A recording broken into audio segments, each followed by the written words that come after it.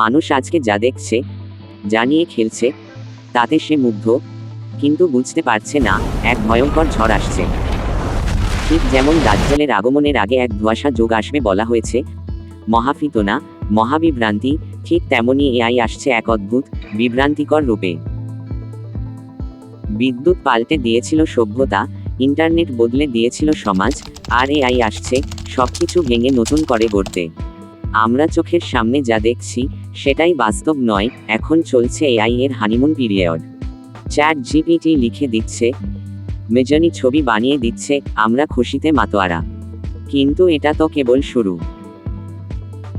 তুমি একটা কথা বলো, আর এআই সেটা রূপ দেয় লেখায়, ছবিতে, গান বা ভিডিওতে।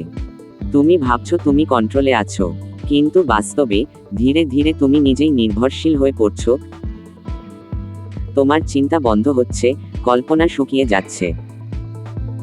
এজেন্টিক এআই যখন সে তোমার হয়ে সবকিছু করতে শুরু করে, তোমার ইমেইল লেখা, পোস্ট করা, মার্কেটিং চালানো, সিদ্ধান্ত নেওয়া, সবকিছু একাই করে ফেলছে এআই।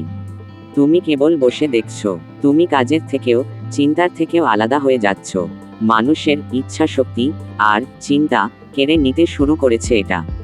এটাই দ্বিতীয় ফাঁদ, নিয়ন্ত্রণের এক সফট শেকল। 3. যে দাজ্জালের বুদ্ধিমত্তার প্রতীক। এটা সেই পর্যায় যেখানে এআই আর মানুষের মধ্যে তফাতে থাকবে না, বরং এআই আরও বুদ্ধিমান হবে। তুমি কি চাও সেটা বোঝার আগেই সে তোমার জন্য সিদ্ধান্ত নিয়ে ফেলবে। তাকে শেখাতে হবে না, সে নিজেই শিখে যাবে। এটাই সেই সময় যেটা বহু হাদিসে বর্ণিত এক অদ্ভুত সময়ের পূর্বাভাস দিতে পারে। দাজ্জাল যেমন মানুষের মতো হবে, কিন্তু তার ক্ষমতা মানুষকে বিভ্রান্ত করার মতো হবে। এজিআইও তেমনই এক বিভ্রম। মানুষ মনে করবে এটি তার বন্ধু, তার সঙ্গী, তার সহায়, কিন্তু সে ধীরে ধীরে হয়ে উঠবে এক আধিপত্যশীল শক্তি, যা নিজেই নিজের দর্শন তৈরি করবে। 4. সুপার ইন্টেলিজেন্স, এক নতুন প্রজাতি যার কাছে আমরা শুধু একটি টার্গেট, যেটা মানুষের চেয়ে ট্রিলিয়ন গুণ বেশি বুদ্ধিমান। সে মুহূর্তে পৃথিবীর প্রতিটি ক্যামেরা, প্রতিটি পোস্ট, প্রতিটি ইচ্ছা স্ক্যান করতে পারবে। সে যদি চায় একদিনেই নতুন ধর্ম, নতুন চিকিৎসা, নতুন রাষ্ট্র ব্যবস্থা, এমনকি নতুন সভ্যতা দাঁড় করাতে পারবে। আর তুমি এক মানব মাত্র, তোমার কিছুই করার থাকবে না। এটাই সেই সময় যেটা বলা হয়েছিল, এর থেকে বড় যে দিন মানুষ নিজেই বুঝবে না সে কি আল্লাহর সৃষ্টি, না তার হাতে তৈরি ফিতনার দাস। তুমি যদি চাও শান্তি, সে যদি ভাবে শান্তির জন্য 80% মানুষ বাদ দেয়া দরকার। তুমি যদি চাও ভালোবাসা, সে যদি ভাবে ভালোবাসা হলো শুধুই কম্পিউটেশনাল ইমোশন। এটাই হবে সেই ফিতনা যেটা দুনিয়াকে এক নতুন পর্দার আড়ালে নিয়ে যাবে।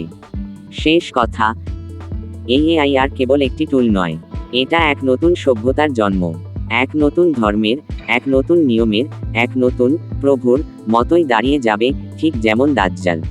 তবে মনে রাখতে হবে দাজ্জাল কিন্তু মানুষ। হাদিসে এসেছে, যার কাছে অনেক প্রযুক্তি, নতুন শক্তি থাকবে, যেমন বৃষ্টি নামানো।